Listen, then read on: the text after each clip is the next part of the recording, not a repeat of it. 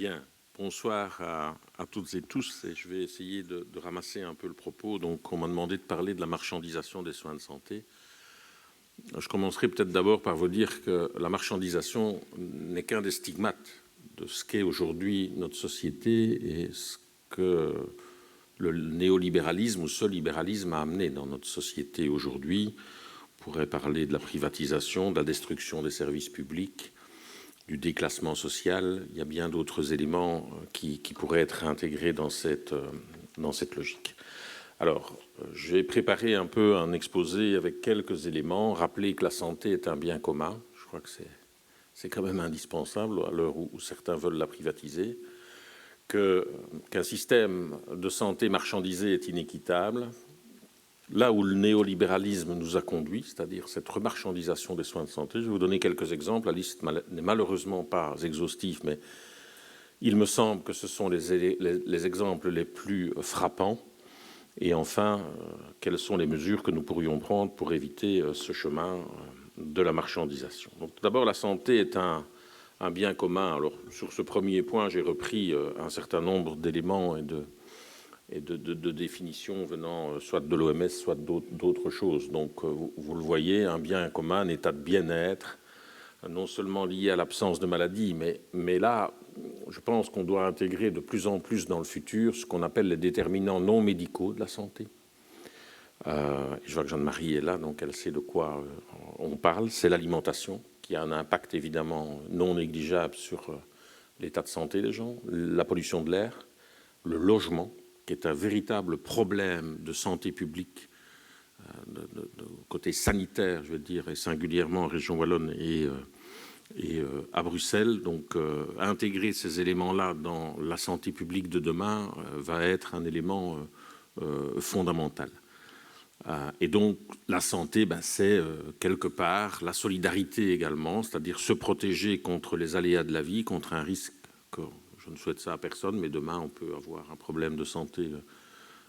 Et donc, la solidarité permet évidemment de faire face à cela. C'est singulièrement vrai pour les malades chroniques, pour les maladies graves, mais globalement, pour l'ensemble des personnes, puisqu'on sait aujourd'hui que, grosso modo, si je dois vous donner deux chiffres, 10% de la population belge consomme 72% des soins de santé, du budget des soins de santé. C'est ça la solidarité. C'est aussi le fait que le risque de pauvreté est diminué très grandement. Et s'il n'y avait pas un système de sécurité sociale, on aurait un risque de pauvreté qui exploserait. Donc, évidemment, c'est un peu de l'incantation, on doit le dire et le rappeler, la gestion de la santé doit être démarchandisée. Alors, les principes de l'OMS, vous allez les voir apparaître, je ne vais pas vous dire exactement tout ce qu'il y a sur le document, mais c'est que c'est un droit fondamental, finalement, de tout être humain, et malheureusement qui est largement loin d'être couvert sur la planète. Si vous allez en Afrique, vous avez des systèmes de santé qui sont tout à fait inexistants, sauf pour, évidemment, les plus riches. Et par exemple, en Afrique centrale, on va se faire soigner en Afrique du Sud, parce que là, évidemment, on a des hôpitaux de qualité et on peut se faire soigner. Le seul pays, à mon avis, en Afrique centrale qui mérite d'être pointé du doigt pour son système de santé, c'est le Rwanda, qui a d'ailleurs assez calqué notre système de santé sur son système de santé sur le nôtre. Et nous y avons d'ailleurs, et j'en suis très fier, contribué. Voilà. Et donc, c'est un choix politique. J'y reviendrai dans ma conclusion, mais c'est un choix politique de mettre en place un système de santé de qualité et accessible à tous. Et donc financer ce système de santé, prendre de la richesse produite, et j'y viendrai dans un instant, pour l'injecter dans la construction du système de santé. Il est bon aussi de rappeler l'article 23 de la Constitution. Chacun a le droit de mener une vie conforme à la dignité humaine. On parle trop peu, je pense, politiquement d'ailleurs, de la dignité humaine, et ça me permet de faire une incise, voire un peu une saillie. Quand on vous parle de l'égalité des chances, ne croyez jamais à ce miroir aux alouettes. Ce qu'on doit viser comme principe, c'est l'égalité des conditions d'existence. Et aujourd'hui, si vous interrogez par exemple quelqu'un comme Christine Mailly, donc la secrétaire générale du réseau wallon de lutte contre la pauvreté, elle va vous dire que la santé est le premier des droits. Sans la santé, vous n'avez rien. Vous n'avez pas de boulot, vous n'avez pas de logement, vous n'avez pas accès à une vie digne. Donc ça, c'est aussi un élément important. Et puis enfin, le socle européen des droits sociaux qui date de 2017 qui dit que toute personne a le droit d'accéder en temps utile à des soins de santé préventifs, curatifs, abordables et de qualité. Donc ça, curatif, préventif, on est aujourd'hui encore, ça me permet de le dire, dans un système beaucoup trop curatif, c'est-à-dire qu'on soigne après. On n'essaye pas d'éviter que. Et donc notre système de santé, s'il veut subsister, va devoir être beaucoup plus préventif dans le futur. Alors, un système de soins de santé marchandisé est inéquitable et inefficient. Et on va le montrer et on va comparer un peu ces éléments-là par rapport à d'autres pays, et notamment, par exemple, les États-Unis. Et si vous regardez un peu ici en pourcentage du produit intérieur brut, donc le produit intérieur brut, c'est un terme un peu bizarre pour dire la richesse produite par un pays sur une année. Si vous regardez la moyenne de l'OCDE, et puis vous avez la Belgique, et puis vous avez les États-Unis, et après il y a la France, vous voyez que ce qu'on nous vend comme système magnifique, c'est-à-dire celui des États-Unis, la part publique est pratiquement égale à la part privée pour un système de santé qui est largement inefficace, et on va le montrer dans un instant. Donc quand on nous dit le système de santé coûte cher, moi je pourrais dire aussi que les entreprises coûtent cher. L'aide aux entreprises coûte cher. Les réductions de cotisations sociales coûtent cher. Donc, est-ce qu'on veut voir la santé comme un coût ou est-ce qu'on le veut voir comme un investissement social? Poser la question, c'est y répondre. C'est évidemment un investissement social. Et donc, sur le document suivant, on vous montre que le coût élevé du traitement du cancer aux États-Unis n'améliore pas le taux de survie, loin s'en faut, puisque on a un système américain qui encourage quelque part le gaspillage, avec évidemment des suppléments d'honoraires et des prix qui ne sont pas maîtrisés. Et on constate en fait qu'aux États-Unis, on dépense en moyenne 2 fois plus que la moyenne des pays développés, par exemple pour les nouveaux médicaments pour le cancer, alors que des résultats, eux, sont en dessous de la moyenne. Donc ça, on a tous les chiffres pour pouvoir effectivement le démontrer. Alors, l'autre élément qui est important aussi, c'est le marché de l'assurance privée. Parce qu'on a aujourd'hui, quand vous voulez être bien assuré, il vous faut une assurance privée. Nous avons été obligés, nous, mutualités, de créer des structures qui sont sur le même pied d'égalité, mais avec un boulet au pied, par rapport à des structures privées, qu'elles soient, on n'est pas très loin ici, que ce soit ETIAS, que ce soit d'autres structures, AXA ou d'autres compagnies d'assurance privées. Nous, on gère en bon père de famille et sur 100 € de cotisation, 96 € repartent vers les affiliés. C'est loin d'être le cas pour les structures. C'est loin d'être le cas pour les structures privées, comme vous le voyez sur le document qui est là, qui ont en moyenne 15%, parfois plus 20% de frais de gestion et qui servent à payer la rémunération des actionnaires et bien évidemment à sélectionner les meilleurs risques. J'y reviendrai tout à l'heure. Mais ça, c'est un élément effectivement important, puisque l'assurance maladie, aujourd'hui, ne couvre pas tout. Grosso modo, on est à 75%, c'est ce qu'on considère comme étant couvert. Alors ça dépend, parfois c'est plus, parfois c'est un peu moins, parfois c'est rien du tout d'ailleurs. Il y a des trous dans la raquette, on le sait, mais quand on doit s'assurer sur le plan privé, on constate qu'effectivement les assureurs privés ont des coûts nettement plus élevés que les nôtres et donc des cotisations beaucoup plus élevées que les nôtres.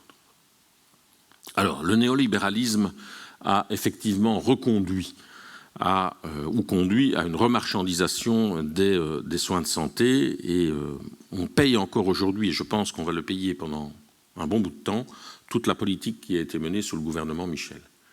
C'est-à-dire de sous-financement des soins de santé, d'explosion des suppléments d'honoraires, j'y reviendrai tout à l'heure, et de cadeaux à l'industrie pharmaceutique, j'y reviendrai également tout à l'heure. Avec des choix délibérés, des choix délibérés et assumés. Et je vais vous donner simplement un exemple, et j'y reviendrai dans ma conclusion. On considère, et ce n'est pas nous, ce n'est pas ni ATTAC, ni Solidaris, ni les organisations de ce soir, donc ce n'est pas des organisations qualifiées par M. Boucher de crypto-communistes, qui le disent. Les soins de santé progressent entre 2,5% et 3% naturellement chaque année. Et qu'est-ce que de Bloc a fait? Vraiment, volontairement, elle a mis une norme de croissance, donc une augmentation du budget de 1,5% par an. il ne faut pas avoir fait Harvard, ni même l'Université de Liège, puisqu'on est là ce soir, pour comprendre qu'entre une progression des recettes de 1,5% et des dépenses de 2,5 à 3%, il y a à un moment donné un problème. Et donc, il va falloir faire des économies. Et donc, c'était délibéré. C'est franchement, je le redis ici, De Blok a été la plus mauvaise ministre des Affaires sociales qu'on ait eue depuis que le monde existe. Allez, on peut se faire un peu plaisir, on peut le dire. Et donc, on a eu 2 milliards d'économies dans les soins de santé, et puis, vous le voyez sur le document qui est là, une explosion des suppléments d'honoraires, pas qu'à l'hôpital, mais aussi dans l'ambulatoire. Et c'est ça qui est aussi très grave, parce qu'on a une sortie de l'activité médicale de l'hôpital vers l'ambulatoire, parce que là, on applique alors les tarifs qu'on veut. Et j'y reviendrai tout à l'heure. Des prestataires qui ne se conventionnent plus. Quand un prestataire n'est plus conventionné, ça veut dire qu'il peut appliquer le prix qu'il veut. Quand il est conventionné, il a le tarif imposé par les accords et sous l'égide de l'INAMI entre les médecins et les mutualités. On a évidemment, vous voyez les chiffres ici, on a 40% de dentistes. Dans le Brabant wallon, vous avez plus d'un dentiste sur 2 qui ne sont plus conventionnés. J'y reviendrai aussi tout à l'heure. On a évidemment la dégradation des conditions de travail du personnel soignant, pas que financier, aussi financier, mais pas que financier, en termes d'organisation. Et quand on interroge, par exemple, les infirmières, c'est aussi les conditions de travail qui sont remises en question. Et puis les cadeaux éhontés qu'a fait Mme De Blok à l'industrie pharmaceutique, c'est-à-dire 1 milliard d'euros. Et on nous explique que c'est impossible de récupérer cela parce qu'il y a un chantage à l'emploi et que si on fait ça, ces entreprises vont quitter le territoire belge. Alors, ce sont donc effectivement des centaines de millions d'économies directes sur les patients. Je viens de le dire. Donc, si on passe au slide suivant, voilà. Et donc, cette remarchandisation des soins de santé, elle a évidemment pour conséquence, c'est évident, mais c'est bon quand même à le redire, une explosion des inégalités sociales en matière de santé, et singulièrement vers les plus précarisés, et singulièrement vers les femmes, les familles monoparentales, c'est-à-dire souvent des femmes avec des enfants. Et on a aujourd'hui des études régulières d'ailleurs qui nous démontrent qu'en Wallonie et à Bruxelles, 1 personne sur 2 déclare renoncer à des soins de santé. Alors, ce n'est pas que parce que le système de soins de santé ne leur permet pas, c'est parce que la condition globale de la société dans laquelle on est, il faut se chauffer, on voit le coup aujourd'hui, il faut se nourrir, il faut se loger, Voilà. Donc le système de soins de santé est évidemment aussi sous pression, et elle touche, ce report de soins, il touche de plus en plus la classe moyenne. C'est encore une étude que nous avons menée il n'y a pas très longtemps. Donc ça, c'est vraiment pour moi un élément aussi important. On est en train de fragiliser le système où d'aucuns n'y trouvent plus, entre guillemets, leur compte, ou de moins en moins. Même si le système reste globalement satisfaisant, globalement bon, on doit quand même aussi le dire, il y a de plus en plus de trous dans la raquette.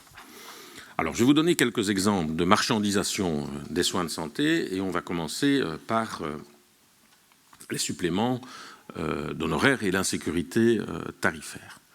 Vous voyez le chiffre ici, c'est 900 millions d'euros de suppléments d'honoraires qui sont facturés aux patients, et donc dont 610 millions à l'hôpital. Vous voyez que c'est 2 tiers. 1 tiers, c'est quand même dans l'ambulatoire. Donc quand vous allez, par exemple, parce que je pense que c'est l'exemple, ou un des exemples les plus frappants, c'est chez l'ophtalmologue. Quand vous allez chez un ophtalmologue, un oculiste qui n'est pas dans un hôpital, vous pouvez être certain que vous allez avoir des suppléments d'honoraires. Et donc, ces suppléments ont progressé d'ailleurs à l'hôpital 2 fois plus vite que les honoraires qui sont remboursés par l'INAMI. Donc ça, c'est évidemment un élément important qui affecte évidemment l'accessibilité aux soins de santé. Et vous voyez ici, par exemple, pour les dentistes, c'est un des exemples, c'est pas le seul, mais c'est un des exemples, les dentistes non conventionnés, vous voyez qu'au fil du temps, et on a une barre à 40%, puisque après il y a difficulté d'avoir des accords entre les dentistes et les organismes assureurs, donc les mutualités. On est maintenant, et les derniers chiffres sont de 2019, à 40% de dentistes qui ne sont pas conventionnés. Dans le Brabant wallon, je vous le disais tout à l'heure, c'est plus d'un dentiste sur 2, on est largement au-delà des 50%. Donc ça affecte évidemment l'accessibilité aux soins de santé. C'est une forme de marchandisation, bien sûr. Les kinés, c'est exactement la même chose. On a vraiment de graves problèmes aussi à ces accords avec les kinés. Et vous voyez ici sur le graphique que la convention, le taux de conventionnement avec les kinés, c'est largement réduit, puisqu'on a 40% de ceux qui ont adhéré à la convention envisagent de se déconventionner d'ici 2022. Donc c'est pour simplement vous signaler que ces accords qui sont la base, qui sont le ciment du système de santé des années 60, au moment où les médecins ont fait cette grève et où Le Burton était ministre de la Santé, des Affaires sociales, ça c'est vraiment un élément important qui est vraiment sous tension et qui affecte l'accessibilité aux soins de santé pour l'ensemble des patients. Les gynécos, c'est exactement la même chose. Vous voyez que 62% des consultations de gynécos sont prestées par des non conventionnés. Donc là aussi, je ne vais pas vous égrener tous les chiffres lors de cette soirée, mais tout ça va dans le même sens, en réalité, dans le sens d'une privatisation de la médecine, d'un non-respect de règles fondamentales. Moi, je veux bien qu'on ait une médecine libérale, encore que il faut y mettre des balises, mais pas une médecine libérale qui permet à ces gens de faire n'importe quoi, c'est-à-dire ce qu'ils veulent, alors que l'argent est public. Ils sont largement financés par les autorités publiques. Évidemment, l'exemple aussi très frappant, c'est celui des maisons de repos. Et on est passé de maisons de repos qui étaient gérées soit par des CPAS, soit par des familles en bons pères de famille, aujourd'hui à des grands groupes. Et on voit par exemple ici sur le graphique qui est là, la répartition des lits et des établissements à Bruxelles par exemple. Vous voyez que c'est très très largement, pratiquement à hauteur de 2/3, commercial, avec l'apparition de grands groupes. Et même en Wallonie, le plafond, on a mis un plafond légal à 50%, il est en passe de ne plus être atteint. Donc il y a à ce niveau-là un grand potentiel de croissance. Vous avez des grands groupes qui investissent parce qu'il y a un rendement derrière, parce qu'on y retire de l'argent. Vous avez des gens, même des privés, qui reprennent des maisons de repos, dont on peut douter parfois de la qualité du service qui est octroyé aux personnes qui les fréquentent, et qui revendent ça extrêmement cher, et qui se font, passez-moi l'expression, des couilles en or, sur le dos de la collectivité, sur le dos du financement public. Et ça, je trouve que c'est aujourd'hui inacceptable.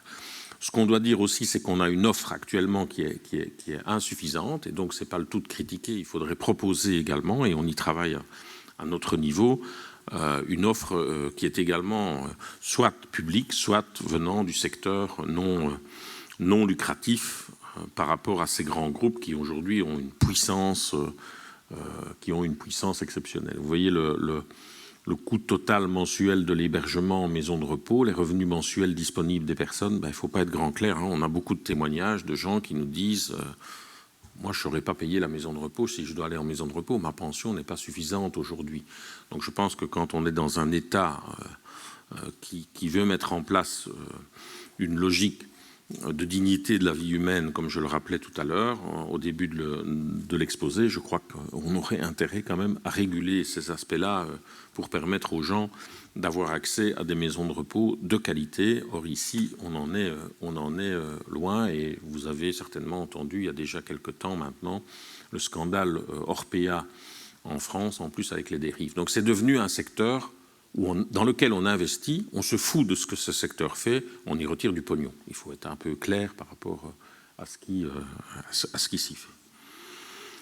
Autre secteur largement marchandisé aujourd'hui, c'est peut-être celui qui l'est le plus, le prix des médicaments, avec une explosion des prix.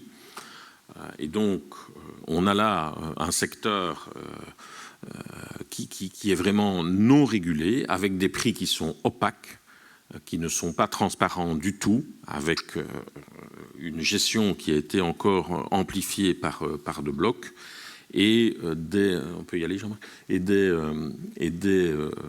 structures qui aujourd'hui, des structures pharmaceutiques qui aujourd'hui nous expliquent mais qu'elles doivent vendre les médicaments très cher parce qu'elles doivent investir dans la recherche et développement. Et en réalité, je vais vous montrer que c'est surtout dans le marketing et dans la communication qu'elles investissent, et avec de l'accès à des médicaments qui ne sont plus aujourd'hui permis, pour ces structures, pour un certain nombre de médicaments. Il y a même un médicament, alors certes pour des maladies rares, pour l'amyotrophie spinale, c'est une maladie génétique rare, et le médicament est vendu à 1,9 million d'euros.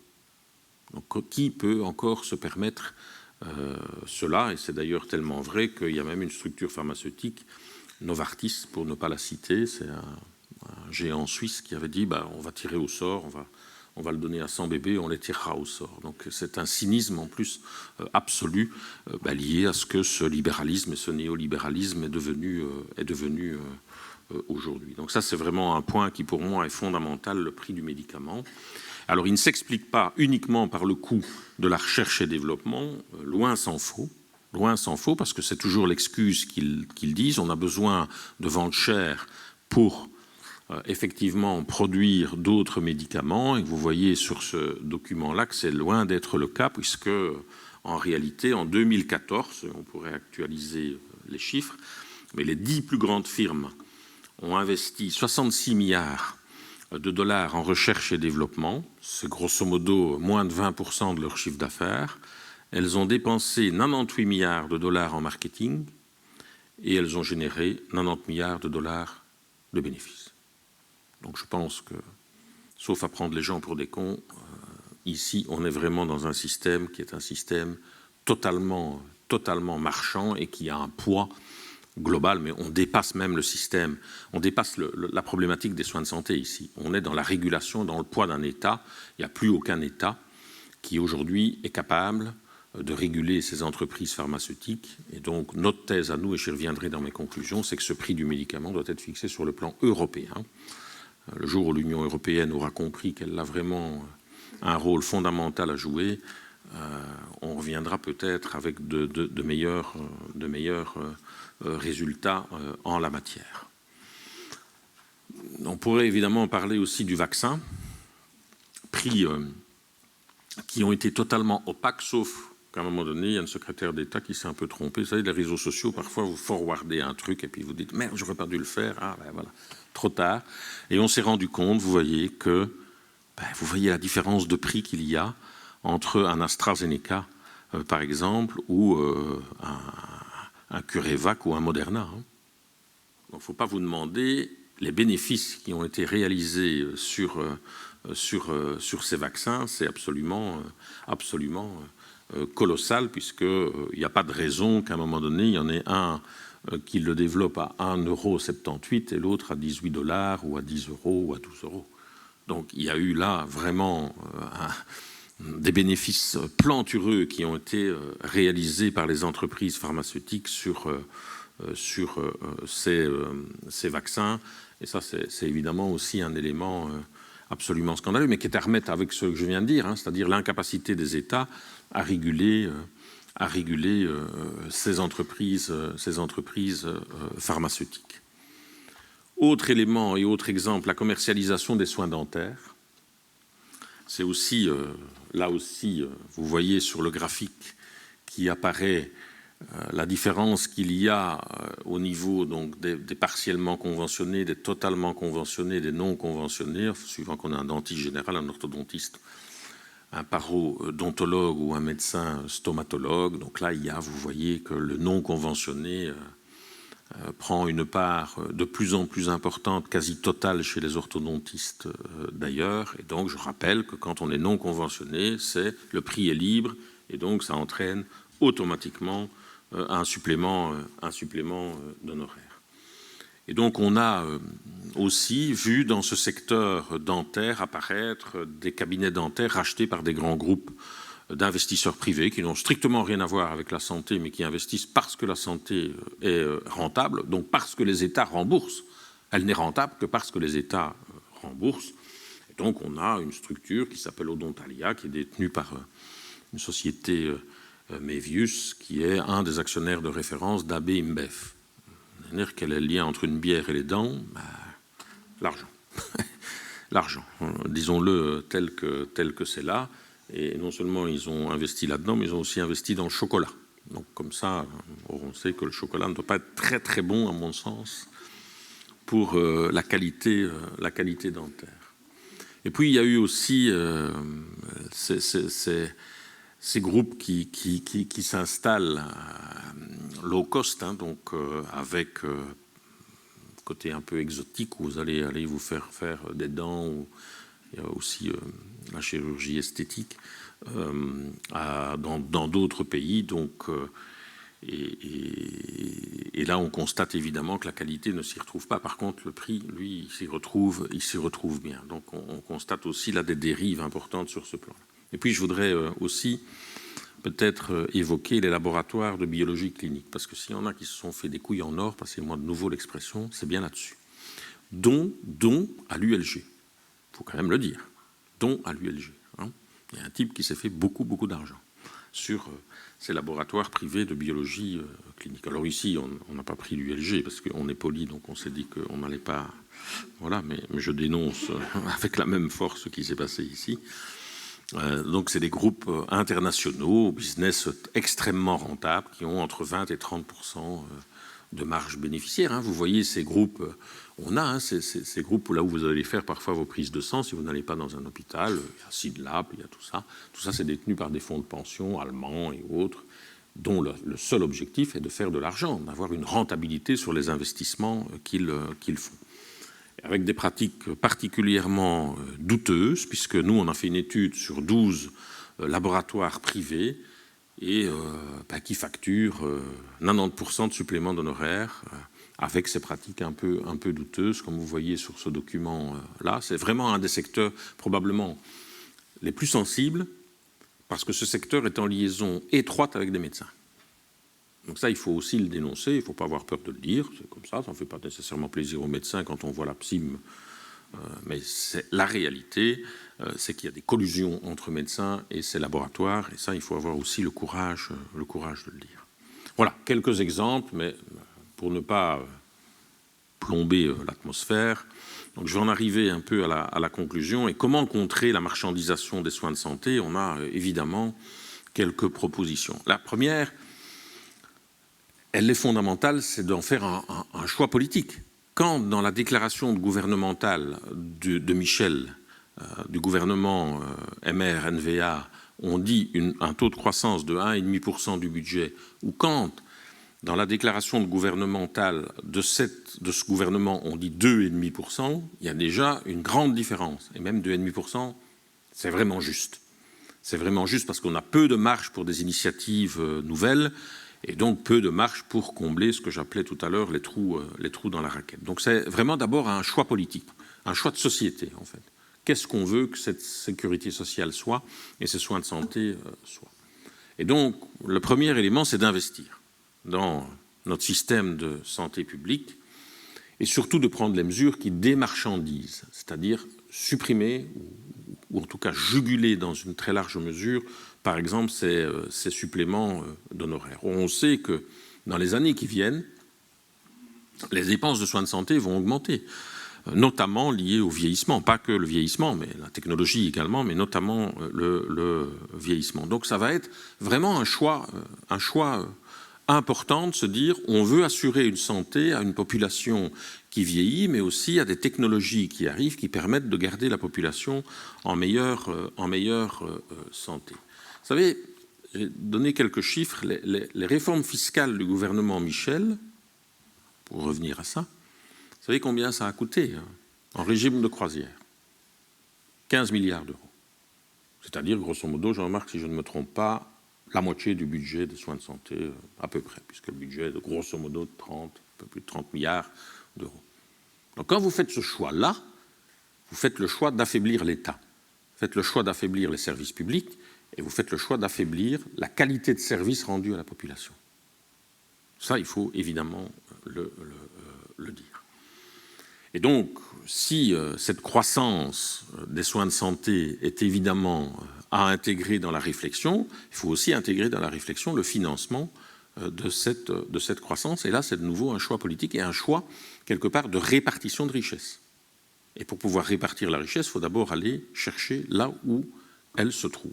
Et donc, si on ne fait pas ça, on a évidemment un problème d'accessibilité aux soins de santé. Or, c'est déjà le cas aujourd'hui. On s'est battu notamment pour nous qu'il y ait, et on vient de l'obtenir, une automatisation d'un certain nombre de mécanismes, c'est-à-dire de reconnaissance du statut de bénéficiaire d'intervention majorée ou du tiers payant. On a toujours des freins, notamment avec les médecins, mais ce sont des choses comme ça qui permettent aux gens d'avoir accès à des soins de santé. Si vous ne faites pas ça, et je sors un peu de l'exposé ici, si vous ne faites pas ça, vous allez avoir une désaffiliation massive des gens de la société dans laquelle on se trouve. Et vous faites le lit des extrêmes.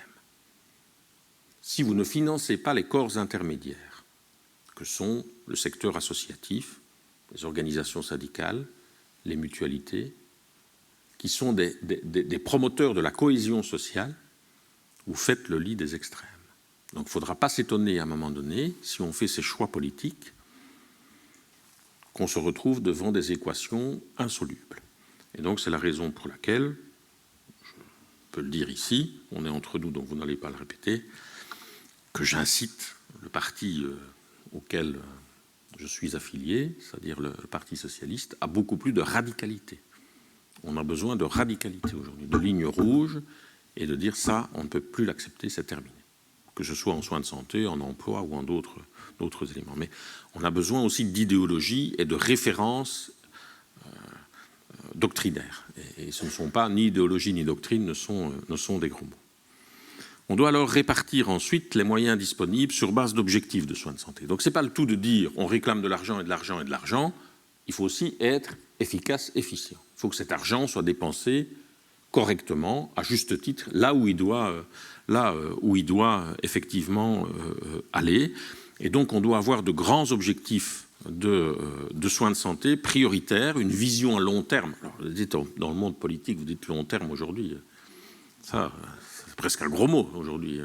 Le temps long, quelque chose qu'on n'a plus intégré. Mais pourtant, il faut l'intégrer. Et surtout en matière de santé. On est sur du temps long, par définition, en matière de santé. Et donc, ça doit être vraiment... Ces objectifs de santé doivent être l'épine dorsale des politiques de santé. Et on a mis à un moment donné en réflexion cela, et on a épinglé 5 balises essentielles. La première, c'est d'améliorer l'état de santé de la population, et en particulier les personnes qui souffrent de maladies chroniques. Donc faire des maladies chroniques une priorité. Les maladies chroniques, c'est les personnes qui sont malades tous les jours, sur une très longue durée, et qui ont des coûts de soins de santé extrêmement importants. Donc quand j'évoquais tout à l'heure les 10% qui consomment 72%, ben, c'est notamment ça. Pas que ça, mais c'est notamment ça. 2, c'est un point important, celui-là, parce qu'il déborde même ce cas-là, c'est d'améliorer l'expérience vécue par les patients et les soignants au niveau de la qualité des soins. C'est-à-dire d'écouter ce qui se passe sur le terrain. Et pas que ça vienne de je ne sais où, d'un bureau à Bruxelles, etc. Écoutez ce qui se passe sur le terrain. Et je dis qu'il est important, parce que politiquement, si on ne renouvelle pas notre démocratie, et notamment notre démocratie narrative, on aura, je pense, de vrais problèmes. Le troisième élément, je viens de l'évoquer, c'est d'utiliser les ressources disponibles d'une manière plus efficace, pour assurer la soutenabilité du système. On sait parfois qu'il peut y avoir des perditions. Les concurrences entre hôpitaux, par exemple. Quand on se pique des médecins ou quand on se pique des patients et qu'on refait les examens en veux-tu, en voilà, ben, ce n'est pas nécessaire dans un système de santé que l'on veut efficace. Le quatrième élément, et il est très important, c'est de réduire l'inégalité. Or, il y a de profondes inégalités aujourd'hui. Vous savez qu'il peut y avoir des différences entre personnes en termes d'espérance de vie de parfois de 10 ans. Est-ce que dans un pays riche comme le nôtre, on peut encore accepter des choses comme celle-là? Ça me paraît inacceptable que des personnes plus précarisées, plus vulnérables, moins dotées financièrement parce que leur salaire ne leur permet pas n'aient pas de l'accessibilité aux soins de santé. Et enfin, c'est améliorer le bien-être au travail des prestataires de soins. Ça, c'est vraiment aussi une des grandes priorités que l'on doit bien sûr se fixer. Alors, autre élément, c'est les innovations.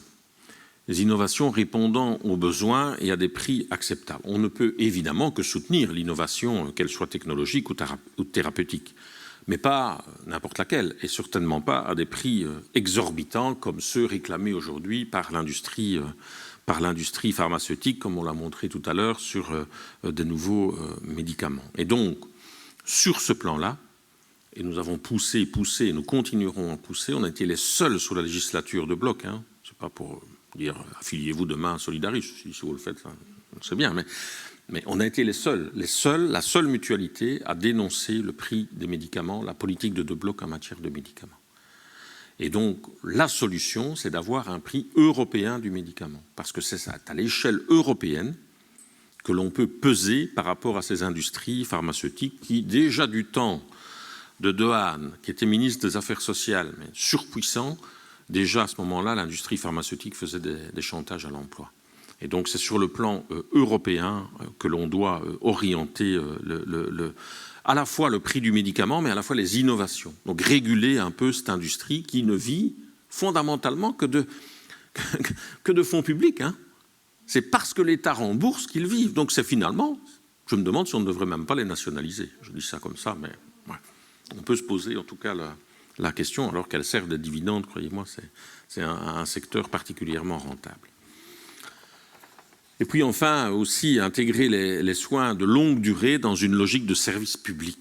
On doit oser revenir aujourd'hui avec des missions de service public. C'est quand même pas une honte, quoi, d'avoir des missions de service public. On a ringardisé les services publics, qu'ils soient liés à l'énergie, et on voit où on en est aujourd'hui, à l'eau, on verra probablement demain, malheureusement, ou à d'autres éléments, que ce soit la rail. Quand c'est service public, c'est ringard, c'est dépassé, ça ne tient pas la route, c'est toujours en retard, c'est de mauvaise qualité. On doit aujourd'hui avoir, me semble-t-il, une logique qui permet de revenir à ce que le service public, c'est-à-dire le service au public, ait la primauté dans un certain nombre de secteurs.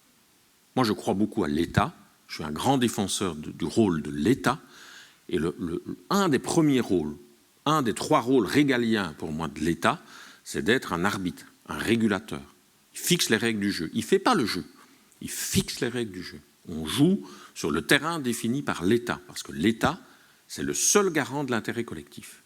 Vous savez, quand est arrivée la crise bancaire, je l'ai dit combien de fois à Reinders, quand on a appelé l'État au secours des banques, moi je n'ai pas vu le secteur privé, hein. Je ne les ai pas vus du tout. Hein. Dans les rues de Bruxelles, il n'y avait rien. Hein. Il y avait juste l'État qui intervenait à ce moment-là. On était en 2008, je pense. Hein. Et donc, il faut un peu que l'État soit respecté.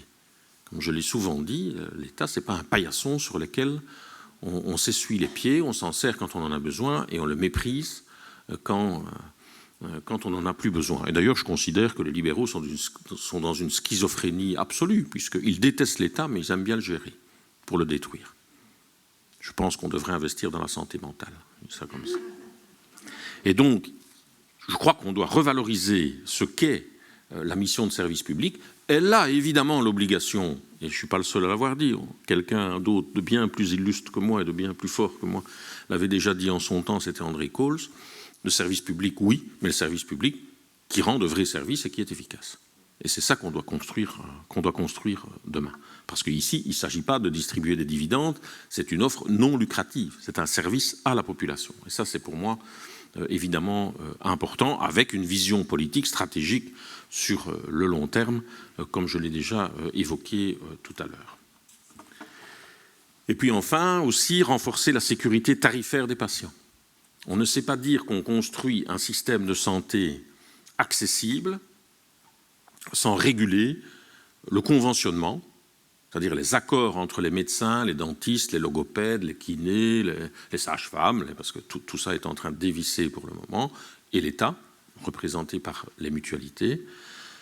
On ne sait pas dire qu'on veut assurer un système accessible sans avoir ce système de conventionnement et la régulation, voire la suppression des suppléments d'honoraires. Vous savez, quand il y a un supplément d'honoraires, parce qu'il faut quand même un peu rappeler ce que c'est un supplément d'honoraires. Vous avez un médecin qui dit « moi, je ne vais pas réclamer de supplément d'honoraires ».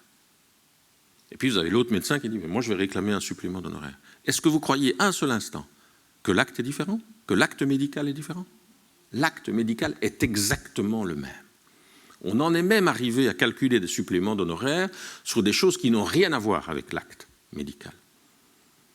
Parce que vous demandez une chambre, un lit, parce que ceci, parce que cela. Donc ça, c'est vraiment permettre aux riches d'avoir accès à des soins de santé comme ils le souhaitent, et à d'autres de dire, ben voilà. Et c'est tellement vrai d'ailleurs que quand on construit de nouveaux hôpitaux, vous pouvez aller voir au Mont-Ligia, combien de chambres privées ont été construites, puisque les suppléments d'honoraires sont interdits en chambre à 2 lits, et plus. Par contre, ils sont toujours permis dans chambre individuelle. Et quand on construit un nouvel hôpital, on s'empressera de construire, évidemment, et de prévoir des chambres à 1 lit pour permettre ces suppléments d'honoraires qui financent non seulement les médecins, mais aussi l'hôpital. Et donc, il y a une réforme qui est en cours pour le moment, que nous appuyons, en tout cas avec nos propres balises, dont Van den Broek s'est emparé, qui est à la fois de réformer le financement de l'hôpital, et donc on n'irait plus vers un financement à l'acte, mais par pathologie. Il ne présente pas que des avantages, donc en fonction de vous êtes opéré pour ceci ou pour cela, ce n'est plus en fonction des actes qui sont posés. Une révision de la nomenclature. Il y a des inégalités, mais criantes entre médecins, où certains gagnent très très bien leur vie et d'autres beaucoup moins bien leur vie, alors qu'ils sont aussi utiles que les premiers. Et puis, cette suppression des suppléments d'honoraires. Donc on en est là. Je pense qu'on n'aboutira pas sous cette législature, mais en tout cas, renforcer la sécurité tarifaire des patients est évidemment un élément important. Voilà. Et pour terminer, je vous dirai, et je reviendrai encore là-dessus, c'est un choix politique. Quand on fait un budget au niveau de l'État, la première des choses à se poser comme question, c'est de dire qu'est-ce qu'on dégage comme moyen financier pour financer l'État ? Est-ce que je vais chercher là où l'argent est ? Est-ce que je taxe les plus-values ? Est-ce que je taxe encore plus les dividendes ? Est-ce que je taxe les riches ? Vous avez vu ce qui s'est passé en Angleterre, avec le revirement de situation de cette première ministre qui, après un mois, est déjà quitte, à mon avis. Donc ça, c'est la première des questions à se poser. C'est-à-dire, c'est une répartition de richesse. Je vais chercher la richesse là où elle est et je la répartis et je finance ce qui est service à la population, dont les soins de santé. Parce qu'il ne faut jamais oublier, je terminerai par là, que quand on met en place un système de sécurité sociale et donc de soins de santé, bien sûr qu'on vise l'accessibilité géographique, l'accessibilité financière, l'accessibilité informationnelle, les soins de santé de qualité, mais l'autre objectif, et je ne le dis ni par hasard ni par distraction, dans la société dans laquelle on est aujourd'hui, qui est en train d'exploser partout, on voit les extrêmes qui poussent à vue d'œil, l'Italie, la Suède et d'autres. L'autre objectif que l'on poursuit, c'est la cohésion sociale, c'est-à-dire faire aventure humaine commune. Et c'est ça qu'un système de santé doit avoir comme objectif. Voilà, je vous remercie.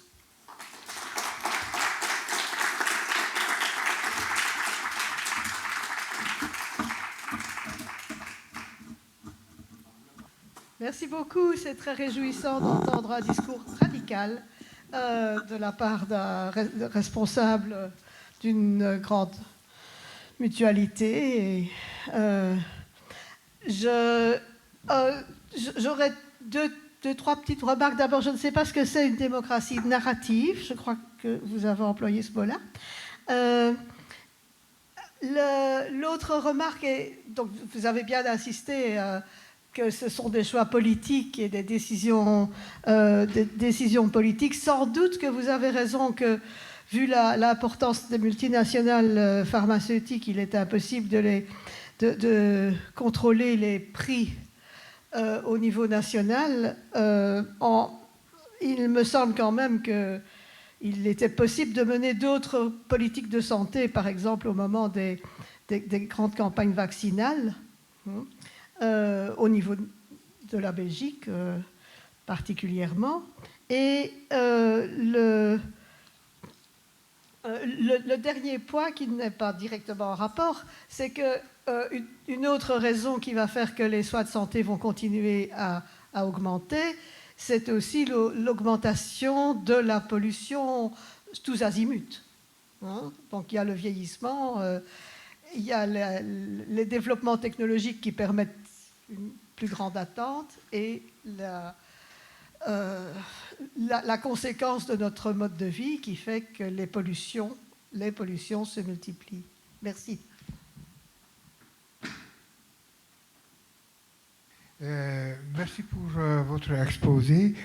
C'est que j'aimerais bien dire que tant que dans le gouvernement, nous envoyons des gens qui ne sont pas pour la population, mais qui sont pour chercher leurs intérêts personnels, ça ne changerait pas. D'ailleurs, si ça ne change pas jusqu'à maintenant, parce que dans notre gouvernement actuel, déjà dans la précédente, on n'avait pas la possibilité, ou bien, je dirais plutôt la volonté politique de contrôler toutes ces dépenses que les grandes firmes pharmaceutiques qui font, les laboratoires privés qui font. Et alors, ce que je trouve vraiment regrettable, que nos gouvernements permettent, parce qu'ils ne cherchent pas l'argent où il est. Ils n'osent pas, parce qu'ils n'ont même plus de personnel qui pourraient le chercher, parce qu'ils les ont licenciés tous pour diminuer le personnel, diminuer le charge de l'État. Mais ce que je voulais dire, c'est que tant que ça ne changera pas, tant qu'il n'y aura pas un gouvernement politique de chercher de l'argent où il est, et ça ne changera pas. Autant moins que pour le moment, quand il faut faire quelque chose, c'est on va faire quelque chose de public-privé, privé-public, et on sait d'avance que la perte, ça sera pour le public, et le gain, ça sera pour le privé. Je voulais dire ça, merci. Bonsoir. Vous avez émis à 2 ou 3 reprises l'espoir de voir l'Europe un jour mettre un peu d'ordre dans la chienlit qui règne au niveau des coûts des produits pharmaceutiques. Quelle a été la position des mutuelles dans le scandale des vaccins soi-disant anti-Covid, où une brave dame, von der Leyen, a passé commande pour 200 millions de doses à 10 ou 12 euros pièce, en dehors de toute législature, en dehors de tout contrôle. Il est impossible de savoir comment la commande est partie. Donc je crois espérer que l'Europe mette de l'ordre, c'est pas demain la veille. Hein. N'est-il pas? Une question. Vous avez commencé votre exposé en parlant du coût des soins de santé, mais avec l'aspect curatif qui était peut-être pas le plus efficient. Et j'aurais voulu avoir votre avis sur qu'est-ce que vous préconisez sur la partie plus préventive en tant que mutuelle, représentant d'une mutuelle. J'ai l'impression que là, il y a vraiment un levier important à jouer. J'aimerais bien avoir votre avis là-dessus. Bonsoir. Je voudrais poser une question un peu technique sur un des slides que vous avez passé sur les cancers aux États-Unis. Je me suis demandé si c'était seulement les cancers de gens qui ont une assurance et qui ont été traités, ou bien si on a compté ceux qui n'ont pas d'assurance et qui ne sont pas traités dans la statistique. Bonsoir, moi je voudrais simplement poser une question pratico-pratique, étant donné toutes les dérives des services publics, de définancement de l'État et compagnie, mais actuellement dans les hôpitaux, chez les médecins et compagnie, avant on avait un rendez-vous quand c'était même urgent, quand on devait faire une infiltration, n'importe quoi, là je parle de connaissances autour de moi et de moi, on avait un rendez-vous dans une semaine, 10 jours, 15 jours, maintenant 3 mois, 2 mois.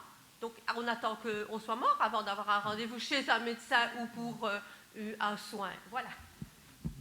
Donc, pour quelles raisons, actuellement et rapidement, cette dérive a été remarquée et remarquée?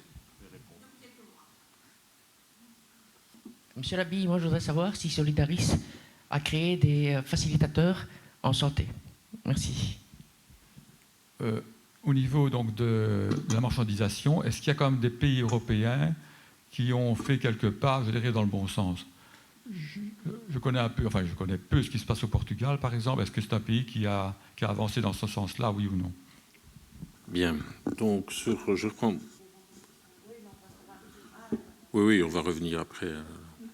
Un deuxième mi-temps, hein. Même une troisième pour ceux qui veulent. Donc, la première question, la démocratie narrative. En fait, ça consiste à écouter les gens se raconter dans ce qu'ils font, dans ce qu'ils ont vécu. Et je vais prendre un exemple. On a probablement écouté les gens qui ont été victimes malheureusement d'inondations, pas très loin d'ici. Pas pour autant qu'on a retenu les solutions que ces gens préconisaient. Or, ils ont vécu les drames qu'ils ont vécus. Et donc, la démocratie narrative, c'est vraiment prendre le temps d'écouter les gens se raconter dans ce qu'ils ont vécu, mais aussi d'écouter les solutions qu'ils préconisent. C'est vraiment ça. Donc, c'est aller vraiment vers la population et se dire, qu'avez-vous réellement vécu? Et souvent, on prend des dispositions, légales ou autres, sans être en connexion directe avec la réalité de terrain.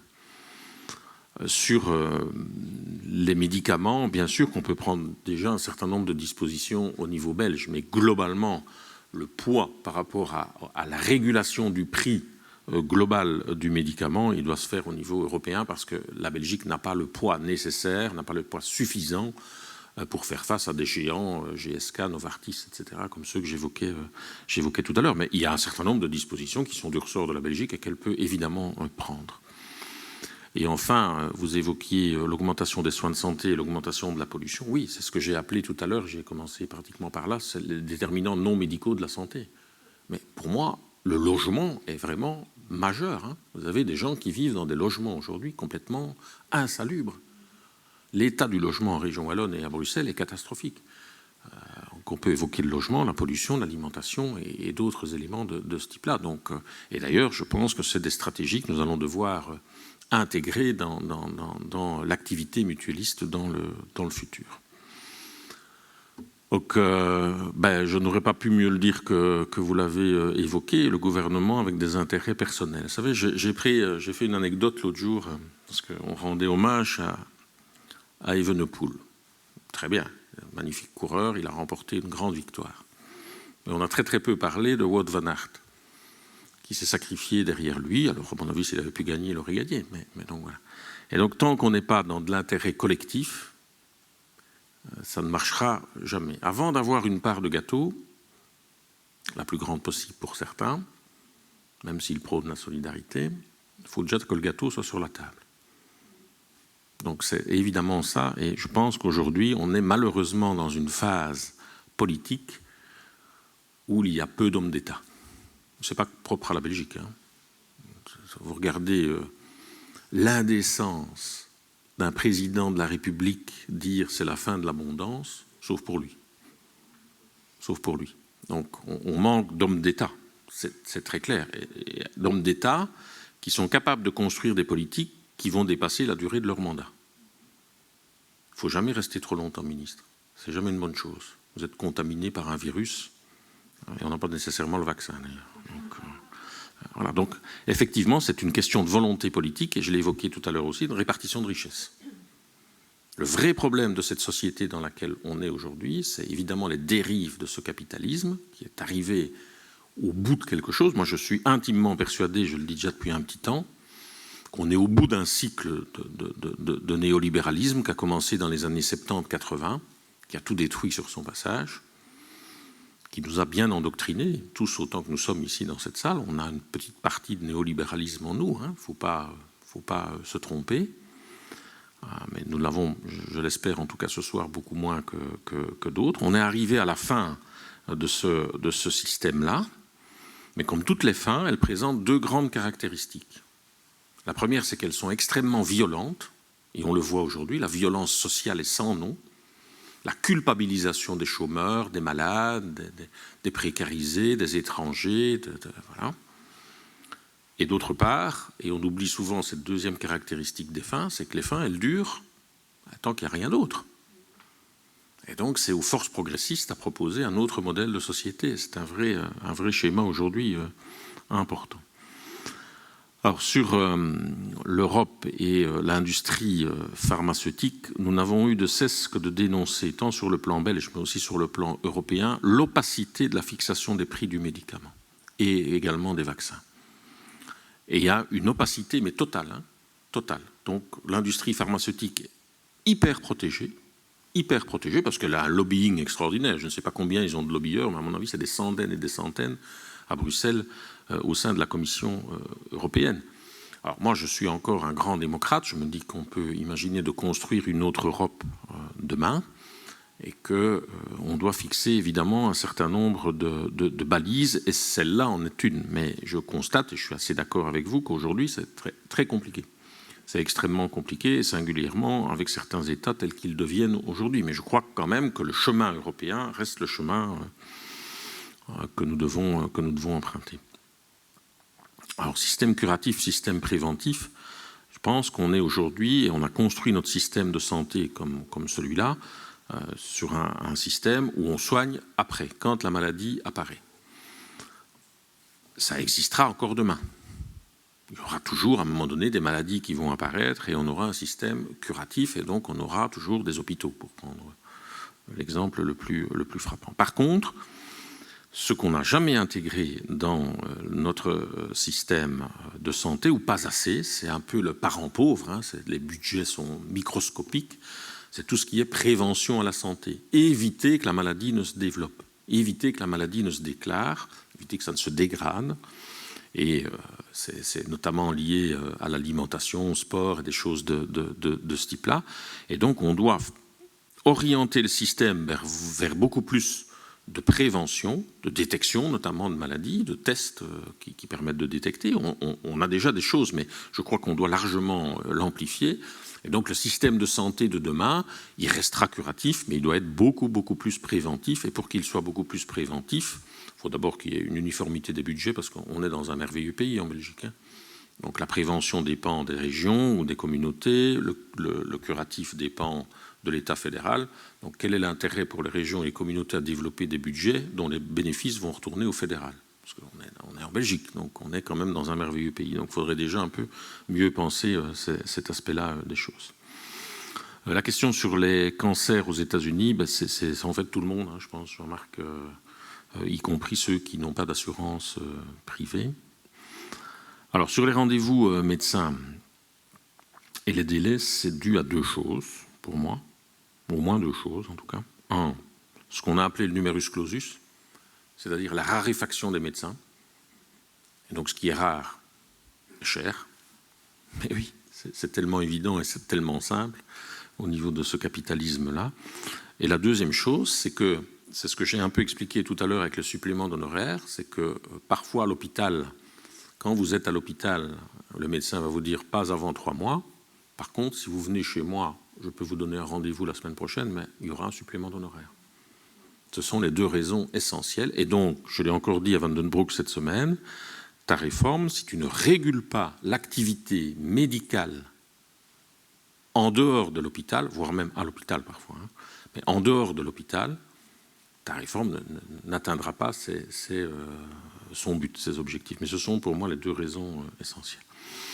Alors, des facilitateurs de santé, je ne sais pas ce qu'on vous mettait derrière facilitateurs de santé, mais on a aujourd'hui, et ça a été financé tant par la région Wallonne que par l'État fédéral, des gens qui sont en liaison directe avec les gens dans les quartiers les plus précarisés. Donc ça, c'est déjà un élément important. Et puis, on a tout notre réseau qui est autour de nous, que ce soit la CSD que vous connaissez peut-être, donc centrale de services à domicile, tout un secteur associatif, des centres de planning, donc on a des promotions à la santé, on a tous des facilitateurs de santé, mais je ne sais pas ce que vous mettez exactement derrière cette question. Si c'est quelqu'un qui accompagne la personne dans toutes ses démarches, c'est un autre élément qu'on doit intégrer beaucoup plus dans le système de santé, mais nous aussi, c'est-à-dire la multidisciplinarité, c'est-à-dire le trajet de soins d'une personne. On doit être centré beaucoup plus sur la personne que sur les structures qui permettent de fournir des soins à la personne. Alors, sur les pays européens qui ont du bon sens, on peut quand même un peu les chercher là pour le moment, hein, parce que je n'en vois quand même pas beaucoup. Oui, on évoque un peu le Portugal, on évoque toujours comme exemple les pays nordiques, mais si on regarde les pays qui sont à côté de nous, la France, l'Allemagne ou les Pays-Bas, je crois qu'ils sont confrontés en matière de santé, je parle uniquement en matière de santé, aux mêmes défis que les nôtres. Hein. Vous avez des déserts en France, par exemple, des déserts médicaux qui sont criants. Vous devez faire parfois 250-300 km pour pouvoir vous soigner, hein, en France. ça a été ça, notamment un des éléments de la révolte des Gilets jaunes, qui, à mon avis, vont revenir rapidement dans les semaines et dans les mois qui viennent, malheureusement. Mais donc, je pense que tous les pays européens, tous les pays occidentaux, vais-je dire, sont confrontés aux mêmes défis en matière de soins de santé, mais fondamentalement sont confrontés aux mêmes défis, c'est-à-dire changer de modèle. On n'en est plus aujourd'hui à se dire, pour moi en tout cas, qu'on doit corriger les méfaits d'un système capitaliste et les dérives de ce système. Je pense qu'on en est vraiment, et de plus en plus, à changer le système. Voilà. Mais je pense qu'il y avait encore une question de monsieur. J'ai vécu 6 ans et demi en Allemagne et 2 ans aux États-Unis, et avec la famille. J'ose dire que malgré tous les petits problèmes du service de santé en Belgique, nous avons un excellent système de santé. Vous n'avez pas parlé de l'Angleterre. Est-ce que c'est ce que vous tentez d'envisager pour l'avenir du service médical en Belgique? C'est assez horrible ce qui se passe là-bas. Vous avez parlé de la nécessité des structures intermédiaires comme les mutuelles et les syndicats. Quel est votre avis par rapport au fonctionnement des hôpitaux? Pourquoi est-ce qu'on accepte que dans des maisons médicales ou des hôpitaux, il y ait des travailleurs qui font la même chose et qui ont des statuts différents, et qu'on introduise dans ces organismes donc des indépendants, des semi-privés conventionnés, des autres? Pourquoi est-ce que les pouvoirs intermédiaires et les syndicats n'arrivent pas à avoir une organisation unique pour représenter l'intérêt collectif de tous les travailleurs de la santé? Bonjour, Samuel Gourdange, je fais partie des travailleurs sans emploi. Monsieur Labille, je crois qu'on s'est déjà vu à la journée mondiale de la lutte contre la pauvreté en 2019, qui arrive bientôt d'ailleurs. Vous avez parlé du public des inégalités de santé. En fin de compte, mon constat, que ça fait 3 ans, même plus 4 ans, que je lutte pour un plan de promotion de la prévention de la santé des publics précaires. Donc ce public ne se limite pas juste aux chômeurs de longue durée ou au public revenu d'intégration de plus de 2 ans. Il est très large, avec une famille monoparentale qu'on oublie, les emplois temps partiel, les emplois précaires à 1300, 1400, les personnes malades de longue durée, les handicapés, les personnes à faible pension. Bref, c'est large. Donc je reviens à ma question. Est-ce que vous avez prévu une concertation avec les syndicats ou les personnes comme moi, je veux dire, pour des mesures supplémentaires sur les inégalités de santé, pour le public, pour les personnes supplémentaires, des personnes à faible revenu? Si vous avez des solutions, je serais très enthousiaste de les entendre. Sinon, je serais intéressé de vous en envoyer un dossier, comme je l'ai fait à Madame Montréal il y a plus de 2 ans, et que malheureusement, j'ai eu ses assistants et ça n'a jamais été plus loin. Pourtant, j'ai entre 10 et 20 solutions. On a fait un article dans Attaque en décembre sur le sujet, dont c'est moi qui l'ai fait. Donc, pour résumer la situation, pour vous donner un point de vue général. Depuis 2014, le chercheur de l'INSERM, M. Meneton, a fait une étude scientifique, on parle, c'est un chercheur. Et les conclusions de la recherche pendant plus de 10 ans sont qu'il y a 14 000 personnes qui décèdent du chômage en France. 14 000. En Belgique, on n'a pas de chiffres. Évidemment, parce que nos instituts n'ont pas assez d'argent pour ça. Mais on sait dire qu'en Suisse, il y a 100 personnes qui se suicident chaque année. C'est des chiffres officiels de 2015, donc c'est des vieux. Chaque année, à cause du chômage. Il y en a au moins 100 à 150 en Belgique, si on voit la proportion de 600 suicides, et ça en France. Rien que pour le sommet de l'iceberg, voilà. Donc, outre les assétudes et tout ce qui s'entoure, parce que ça va être trop long d'en parler, j'aimerais bien savoir votre avis sur la question et les propositions et la coopération éventuelle qu'on peut faire entre moi et vous. Merci. Merci bien. Je voudrais rebondir sur la question des 200 millions de doses. En fait, moi j'ai vu un article où il était question de 4 milliards de doses, parce qu'il y a eu plusieurs achats, et que ça fait finalement 10 doses par personne. Le tout dans une opacité totale.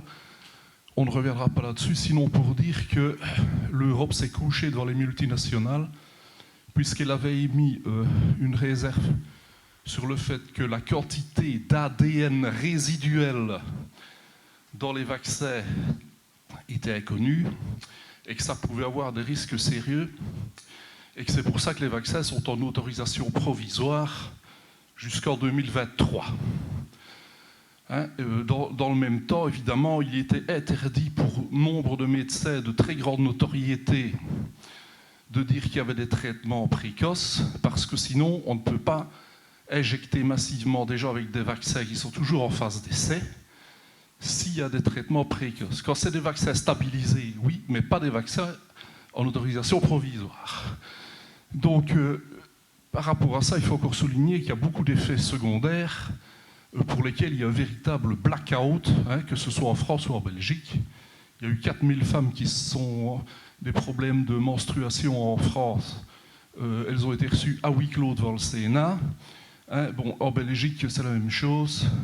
Donc ça, je voulais quand même le dire. Je voulais dire au niveau de la marchandisation de la santé, que ça passe aussi d'abord et surtout par la marchandisation de l'OMS, où le premier financeur, c'est Bill Gates, par sa fondation qu'il a créée pour ne pas payer d'impôts, et par une autre fondation qu'il a créée, qui a un statut diplomatique avec immunité, le Gavi, avec la Global Alliance pour la vaccination. Et quand on compte tout ça, c'est le premier mécène de l'OMS. Voilà. Et donc, par rapport à ça, moi je trouve qu'il y a une espèce de parenthèse enchantée. Le discours de gauche, c'est de dire oui, il faut des vaccins bon marché pour les pays en développement. Les pays en développement, ils se sont débordés avec des traitements précoces. Si on dit qu'il y a des effets secondaires et qu'on dit qu'il faudrait faire attention à ne pas tout le temps faire des vaccins, on est de droite. Voilà tout ce que j'ai déjà entendu. Je vous remercie. Deux questions. La première, j'ai un souci avec l'idée que la santé est un bien commun. Parce que si la santé est un bien commun, ça veut dire que ce n'est pas l'état d'une personne. Or, pour moi, si on la définit comme telle, ça veut dire que quelqu'un d'autre peut définir ma santé. Et je n'arrive pas à me faire à cette idée-là. J'ai l'impression que dans tout votre exposé, en permanence, on passe de la notion de système de santé à la notion de système de soins de santé. Je fais clairement une différence entre la santé, qui est l'attribut d'une personne ou l'état d'une personne, et les soins de santé, c'est-à-dire tous les produits, tous les services, toutes les prestations qui peuvent contribuer à améliorer l'état de santé de la personne. Et alors, le rôle des mutuelles, à mon sens, c'est de représenter les personnes, leurs membres, les assurés sociaux, dont l'état de santé est en cause et peut s'améliorer avec des prestations de soins, des produits de soins, des vaccins, des médicaments, des nuits d'hôpital, etc., qui sont fournis par d'autres, par les médecins, par les hôpitaux, par les pharmaciens, etc. Et alors là, j'ai une autre question, c'est toute la question de la démocratie mutuelle. La démocratie mutualiste. Il y a eu des élections mutualistes l'année dernière, personne n'en a parlé. Les mutuelles sont des corps intermédiaires, comme vous l'avez rappelé, mais elles passent de plus en plus pour des centres de services à des clients, avec cette obligation qu'elles ont eue de développer des assurances hospitalisation, des assurances dentition, etc., où elles jouent un peu un rôle qui n'est pas très clair et dont j'espère leurs administrateurs arrivent à l'éclaircir et à l'expliquer aux membres dans les assemblées générales. Bien, donc la première question, je pense effectivement que l'on peut dire aujourd'hui que le système belge, je l'ai dit tout à l'heure d'ailleurs, est globalement bon. Il faut le signaler, même s'il y a des trous dans la raquette. Il y a des trous dans la raquette au moins à deux niveaux, c'est-à-dire des personnes qui malheureusement échappent encore à la couverture auquel elle pourrait avoir droit. C'est l'occasion d'ailleurs de me dire qu'on a un problème important de non-recours au droit. Aujourd'hui, on a beaucoup de personnes, des milliers de personnes, qui pourraient avoir le statut de bénéficiaire de l'intervention majorée, c'est-à-dire de se faire soigner pratiquement pour rien, et qui ne viennent pas chercher ce droit, et qui sont en dehors des radars, qu'on n'arrive parfois plus à joindre. Et c'est d'autant plus important que ce statut est la porte d'entrée au tarif social en matière d'énergie. Donc, il reste des trous dans la raquette pour des personnes, mais aussi pour des choses qui ne sont pas suffisamment couvertes. Et je pourrais par exemple évoquer les problèmes dentaires ou la santé mentale, pour prendre deux exemples. Donc c'est sûrement pas le système anglais qu'on veut copier, puisque le système anglais a été de sous-financer les services publics pour démontrer qu'ils ne servaient à rien, permettre au privé de se développer. Donc c'est sûrement pas cet exemple-là. Je pense l'avoir démontré dans l'exposé. C'est plutôt tout à fait l'inverse qu'il faut développer. Alors sur le statut unique, mais ça c'est lié au statut des structures. S'il n'y a pas de statut unique dans le secteur de la santé, c'est que les structures ne sont pas les mêmes. Il y a des intercommunales qui ont un statut public, il y a des structures privées qui ont un statut privé, et puis il y a des structures privées qui négocient des conventions collectives avec des organisations syndicales qui font que le statut est différent de l'une à l'autre. Donc c'est lié un peu à la manière dont le système est organisé. Alors, sur l'autre question des inégalités en matière de santé, je suis tout à fait intéressé à voir votre dossier avec grand plaisir. Nous, on est toujours en contact avec un certain nombre de structures de terrain. D'abord notre propre personnel, qui est nos collègues, qui sont en contact avec des gens tous les jours. J'ai beaucoup de contacts avec Christine Mailly, qui est donc la secrétaire générale du réseau wallon de lutte contre la pauvreté, ou avec nos camarades de la FGTB, mais je suis tout à fait à l'écoute de vos propositions. On essaye, et on vient encore de le faire sur l'octroi automatique du statut BIM, par exemple, chercher après des choses de ce type-là, mais je suis tout à fait disposé à vous rencontrer et à écouter ce que vous avez comme proposition. Sur la question des vaccins, et vous savez, moi je ne suis pas scientifique. Donc il y a deux personnes de référence avec lesquelles je suis en contact assez régulièrement. C'est Marius Gilbert et c'est Emmanuel André, et j'écoute souvent ce que ces personnes me disent sur le plan scientifique de la validité des vaccins. Je crois qu'il ne faut pas nier qu'il y a, pour un certain nombre de personnes, qu'il y a eu des effets secondaires sur un certain nombre de vaccins. Mais je crois que si on n'avait pas eu la vaccination, on aurait eu beaucoup plus de morts. Donc ça, je pense qu'il faut quand même dire que scientifiquement, moi je veux bien qu'on remette beaucoup de choses en cause, mais il faut quand même à un moment donné, je pense, raison garder. Mais ce qui ne veut pas dire qu'il faut être aveugle par rapport à ce qui s'est passé. Je ne vais pas revenir sur l'opacité du prix de ces vaccins, des doses commandées, de ce qu'on a voulu refourguer à l'Afrique avec des vaccins dont la date de péremption était dépassée, donc, et de la marchandisation du secteur de la santé, dont vraisemblablement de l'OMS, et je ne crois pas un seul instant, vous avez raison, au caractère philanthrope de Gates.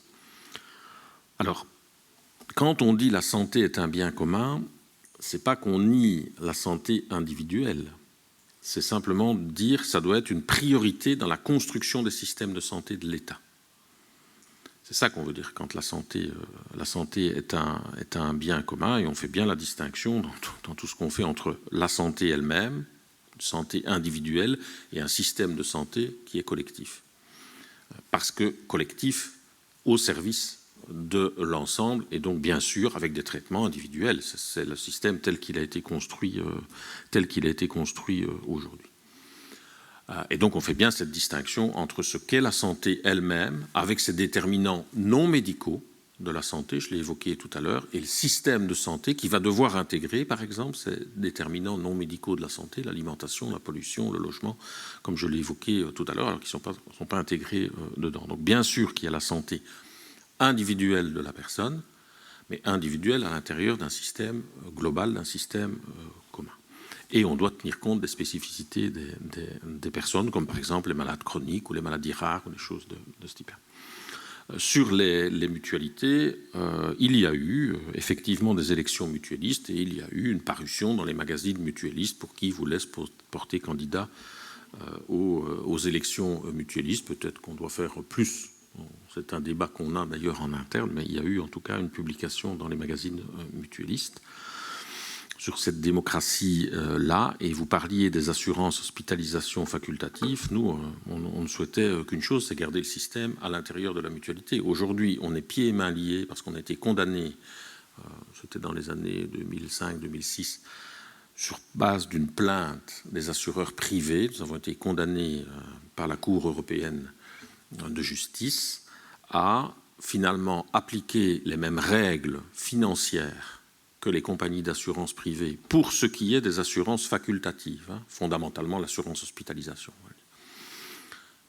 mais avec des boulets aux pieds par rapport aux compagnies d'assurance. Et par exemple, un de ces boulets aux pieds, c'est que nous ne pouvons pas assurer collectivement. Si une entreprise, par exemple, venait nous dire « Tiens, moi j'aime bien Solidaris, votre produit, il est bien, je voudrais que tout mon personnel bénéficie de votre assurance hospitalisation », je ne peux pas, parce que dans cette compagnie, dans cette entreprise, il va y avoir probablement des gens qui sont affiliés chez Solidaris, mais d'autres à la mutualité chrétienne, d'autres à la mutualité.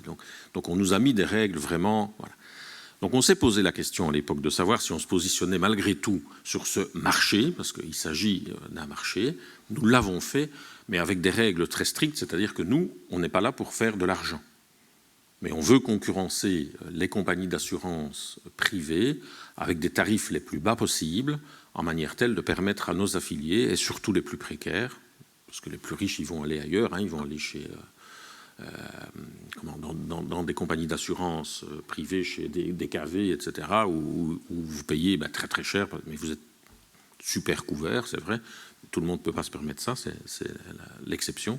Et donc on a voulu quand même malgré tout se positionner pour permettre à des gens d'avoir accès à ces assurances-là. C'est la raison pour laquelle aussi, on a fait ça, mais aussi on continue à se battre sur ces suppléments d'honoraires dans les hôpitaux, parce que s'il n'y avait pas de suppléments d'honoraires dans les hôpitaux, il n'y aurait pas besoin d'assurance hospitalisation facultative. Et donc c'est un vrai combat qu'on mène aujourd'hui et qui est un vrai combat d'ordre politique. Sur la démocratie mutualiste, je pense qu'on a encore du chemin à faire.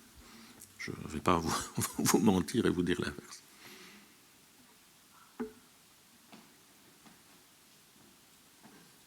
On avait dit pas de questions. Petite suggestion, Jean-Pascal, nous sommes dans un théâtre universitaire. Petite suggestion à Solidaris, mais il me semble que c'est adressé à toute une série de politiques curieux. Se pencher sur la formation des médecins, se pencher sur la formation des infirmières, des kinésithérapeutes, des logopèdes, l'ensemble des personnels de soins, et aussi peut-être, malgré cette licence en sciences hospitalières, sur la gestion des établissements de soins. Alors, sur la formation, en fait, je l'ai évoqué tout à l'heure dans le mal-être du personnel hospitalier. Alors, on évoque souvent les infirmières, mais je peux vous dire que c'est vraiment aussi le cas de certains médecins, et notamment de médecins assistants qui sont devenus, c'est presque de l'esclavage, un système qui se reproduit lui-même. Je l'ai vécu de près puisque une de mes filles l'a vécu. Dans ce que ce personnel-là nous dit dans son mal-être, c'est la première raison de ce mal-être, ils n'évoquent pas le problème financier. Ils l'évoquent, mais ils ne l'évoquent pas en premier. Ce qu'ils évoquent, c'est les conditions de travail. C'est-à-dire le sens au travail. C'est une vocation, quelque part. Ces gens, quand ils font ça, c'est une vocation. Et donc, le sens au travail, les conditions de travail, c'est le nombre de personnes suffisantes, mais aussi la formation par rapport à des technologies qui évoluent. C'est clair. Et sur le rôle de l'hôpital, ça, je crois que c'est un des grands défis du système de santé dans les années qui viennent. Et le nombre d'hôpitaux. Vous savez, je le dis souvent, vous allez à Eupen, vous faites toute la dorsale wallonne, vous allez jusque dans le fond du Borinage et vous comptez le nombre d'hôpitaux généraux qu'il y a. Il n'y a pas 200 km, il y en a quasi 30. Je crois qu'on peut quand même, à un moment donné, s'interroger. Chacun veut son scanner, chacun veut son PET scan, chacun veut tout ça. Donc oui, alors qu'il y a des besoins aujourd'hui, notamment en revalidation, notamment en traitement des personnes souffrant d'un handicap. Quand vous avez des enfants qui sont dans cette situation-là et qui deviennent adolescents, voire adultes, il n'y a pas de structure pour pour ça. Donc on doit vraiment avoir cette réflexion-là sur l'organisation générale et le rôle de l'hôpital. L'hôpital est un des maillons de la chaîne. Si vous discutez avec des gestionnaires d'hôpitaux aujourd'hui, ils vont vous dire « nous sommes le maillon de la chaîne ». Non, ils ne sont plus le maillon de la chaîne. C'est un élément important, certes, du système de santé, mais le domicile le devient tout autant. Nous devons réfléchir à ce que doivent devenir, je n'ose même plus les appeler comme cela, des maisons de repos et de soins. Je crois qu'on doit vraiment avoir une réflexion. Et puis, il y a tous les maillons manquants de la chaîne. J'évoquais la revalidation, j'évoquais personnes souffrant de handicap. Donc, c'est tous ces éléments-là. Donc, le rôle de l'hôpital, qui doit être moins hospitalo-centré, et c'est le système curatif, hein, en fait, pour revenir à la question. On a un système curatif, donc c'est l'hôpital, forcément, puisqu'on va se faire soigner à l'hôpital. Et donc, tout cela, on doit pouvoir avoir une vision stratégique de ce qu'aura le système de santé dans les 5, 10, 15, 20 ans, sachant qu'on est dans une population qui vieillit et qu'on a des technologies qui impactent considérablement l'organisation aussi des soins de santé. Donc, je ne peux que souscrire. La formation des médecins, des infirmières, des aides-soignantes, des sages-femmes, c'est un élément évidemment fondamental à prendre en compte, et ça fait partie pour moi du mal-être évoqué et des conditions de travail. Et ça ne veut pas dire qu'il ne faut pas revaloriser financièrement, parce que ça, il faut certainement revaloriser financièrement. Comme par exemple, si je prends le domicile, moi j'ai un profond respect, je trouve que c'est vraiment pour le métier d'aide familiale ou d'aide ménagère. Vous savez, on a dit les hôpitaux, il ne faut pas qu'ils craquent pendant cette crise sanitaire. Maisons de repos, on a vu ce qu'on a vu. Et je trouve qu'on a bien trop peu parlé du domicile. Or, si l'hôpital n'a pas été submergé, c'est parce qu'il y a des gens, des femmes, souvent en situation difficile, souvent avec des boulots part-time, pas très bien rémunérés, qui ont eu le courage, en mars, avril, mai, juin 2020, d'aller au feu. Et je le sais parce que je l'ai vécu de près. Et on cherchait les masques partout, on cherchait le matériel de protection.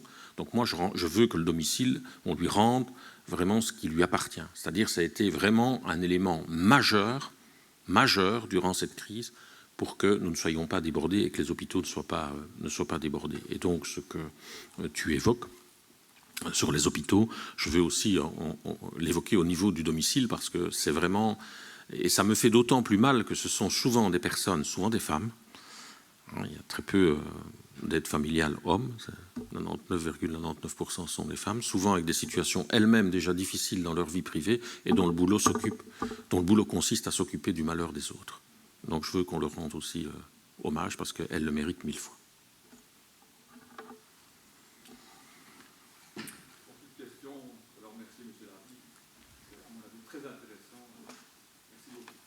Avec plaisir. Merci à vous.